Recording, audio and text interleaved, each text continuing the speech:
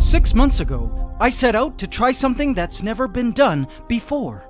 In collaboration with all the subscribers of this channel, voting over a course of several weeks on design choices and the details, we created the ultimate ant terrarium, the Floating Mountains Paludarium, inspired by the movie Avatar. We called it the Ember Islands, and it was designed to house our new and growing colony of fire ants, named the Phoenix Empire, whom we raised and watched grow together from just a single queen ant with eggs in a test tube in January of last year. But now, over 1 year later, and half a year since the fire ants, along with their royal queen, the Ember Empress, moved into the Ember Islands, I'm sure a lot of you have been wondering, what happened to the Phoenix Empire? Are they still alive? How much have they grown? And what do the Ember Islands look like today? And so, AC family, this episode will be a full update on our Phoenix Empire, the fire ant colony we love on this channel, as we revisit our great Ember Islands, the land we created for the Phoenix Empire, here on the Ants Canada Ant Channel. Please subscribe to my channel and hit the bell icon. Welcome to the AC family. Enjoy.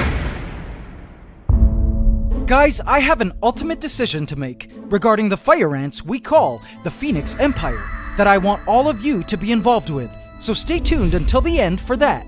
I think you'll love what I have planned coming up. So 6 months ago, you may remember the Ember Islands looking like this. Lots of bare rock, a few small rockweed plants scattered here and there, and fire ants living within the mountains and in the dumped soils below them. But AC family, I think you'll be very surprised to see what the Ember Islands looks like today. Behold! The current Ember Islands in 2021. Isn't it crazy? Look at all those plants! Let me show you around. Seemingly out of nowhere, the once bare and lifeless rocky surface of the Ember Islands has exploded with life. I did not plant these huge plants here, which means the rocks incorporated into the setup must have already had seeds or spores embedded within them, or they were in the soil stuffed into the mountains and spread via the ants' various activities. Have a look at the plants at ground level.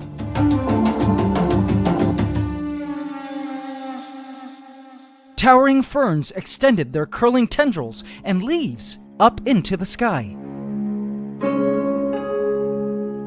There were even some points where the ferns were touching the top of the tank. I'd better snip those back lest our fire ants start planning an escape. Don't worry, we'll be seeing the ants in a bit. Within the mix of plants are also tons of flourishing rockweed and carpets of rolling mosses of different species. Again, in terms of the moss, I didn't plant these here, and most of this rockweed sprouted from seeds dispersed by the first tiny rockweed plants I planted 6 months ago at the start. Both rockweed and moss just grew and spread naturally, which is awesome. When conditions are right, both mosses and rockweed will truly thrive, as they have here in the Ember Islands. Some rockweed and moss have even already begun to grow on the mountains. Isn't that something? Now, in terms of the mountains, which were made to be hollow and filled with soil in order for the fire ants to nest inside them, I regret to inform you that the fire ants have totally evacuated them. They no longer use the mountains as nesting space, and you'll see why that is in a bit. Instead, they use them as garbage sites. Check out all these cockroach exoskeletons the fire ants have discarded and allowed to decay. Guess you can lead fire ants to soil, but you can't make them dig. And now it's time to take a look at the Phoenix Empire. And for that, we'll need to go to ground level. It's currently foggy, but that's about to dissipate soon. In 5, 4, 3, 2, 1. The daily rainstorm rolls through, hydrating the lands, providing water for the plants and inhabitants of the Ember Islands. Once the storm ended and the fog gone, we could now see how the Phoenix Empire has been doing. Here they are. Here is another huge garbage pile the fire ants have established. They've set up various garbage stations around the lands, which have actually been great at fertilizing the plants, which is probably why the plants have grown so big and healthy. Additionally, small soil creatures like springtails come along, eat up the edible bits left over by the ants. Then their poop goes on to nourish the plants as well. A whole biological system has established itself in the Ember Islands 6 months into its development, and I was pleased to see this. As for the ants themselves, it may not seem like it, but activity is indeed still booming. Highways of ants move to and from different areas of the territories, some hunting for food, others moving brood to new locations, and others cleaning up. All the towering plants makes it easier for the ants to go about their daily activities more discreetly and undercover. In terms of how big the colony is now, and where they're nesting if they aren't in the mountains, I don't exactly know. I do still see a pile of soil beneath Mount Vulcan where their mother nest used to be. I'm assuming the colony is still very large, but I believe they've found and possibly even excavated large caverns into the rock shelf that makes up their territories, or found an opening to the piping that makes up the skeleton of this terrarium build, and are nesting comfortably within, out of our sight. There's no way for me to tell how large the Phoenix Empire is at the moment, unless of course I tear apart the setup perhaps. But I do see them coming in and out of various very well hidden openings in the rock, like here, and here. But let's coax them out of hiding, shall we? It's feeding time, and I placed in a freshly cut up roach for them to feed on. Immediately the ants came out of hiding to enjoy the feast. Fire ants gathered around the roach to have a taste and begin the process of feeding. A glob of roach guts kind of fell off to the side there, and the ants were quick to start consuming the gooey, nutritious roach guts.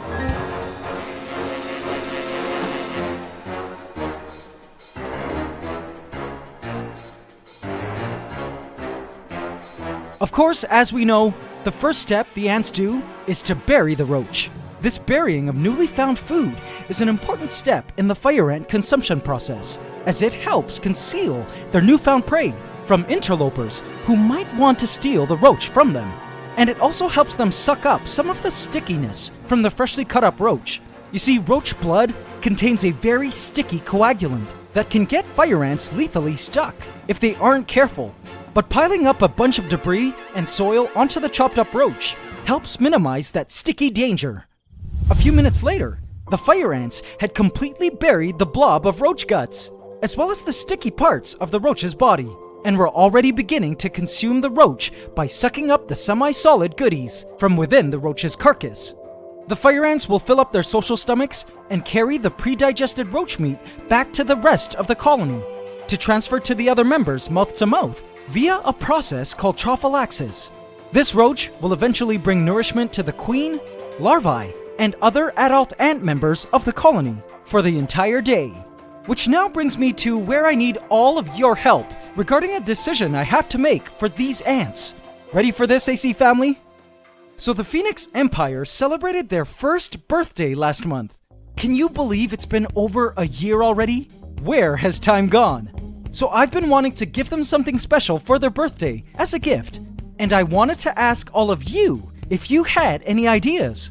In the past, I've given my first late fire ant colony, the Fire Nation, rest in peace, small cakes, a dead hamster, a dead mouse, my hand, a roach Christmas tree, a dead tarantula, dead fish, dead monitor lizard, a chicken head, and a turkey head. So far, these fire ants have only known roaches, sweet jelly, and the odd superworm. But I've been wanting to try giving them a special treat because they're definitely a special colony to us. Let me know your suggestions in the comments, and I'll go over them with the AC Senate and choose my top 5 favorites for us to vote on in a future video. Based on past, rather traumatic experiences though, I suggest nothing huge because I don't want to stink up the entire floor of my building. And I hate maggots. But something small and sizable that the Phoenix Empire could preferably consume entirely within 3 days, I'm sure would be greatly appreciated by the ants for their birthday. And while we're at it, we're also quickly approaching 4 million subs! I can't believe we're reaching that hallmark already. That is crazy, AC family. So I wanted to also ask you guys for ideas we could do for our big 4 million subscribers episode. just so I can start mulling over what we'll do video-wise to celebrate such a milestone. I never imagined there would be so many people out there loving ants as much as you guys do. When I started this channel 12 years ago, I never dreamed it would ever see a community as awesome, as caring, as smart, as funny, as engaged, and most of all, as ant-loving as all of you guys. Every time a new viewer hits that subscribe button and joins our ever-expanding AC family, every time you guys participate in the voting polls, or suggest names, or help me make important choices for the ants, I feel the blazing flames of ant love grow a little bit bigger and bigger, and the warmth fills my heart with so much joy. Thank you guys for giving ants a chance, and for making what are usually invisible life forms that the world hates and wants to exterminate very visible and very beloved. Thank you so much for watching and supporting the ants. It's ant love forever.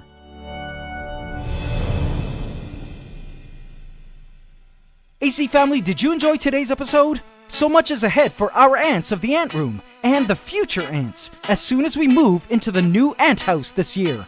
In fact, they've already completed the second floor and are now working on the roof deck. So if you haven't yet, do smash that subscribe button and bell icon now, and hit all so you get notified at every upload. And don't forget to hit the like button every single time, including now. It would really mean a lot to me, guys. Thank you. AC Inner Colony, I have left a hidden cookie for you here if you would like to watch random scenes of the Phoenix Empire in the Ember Islands.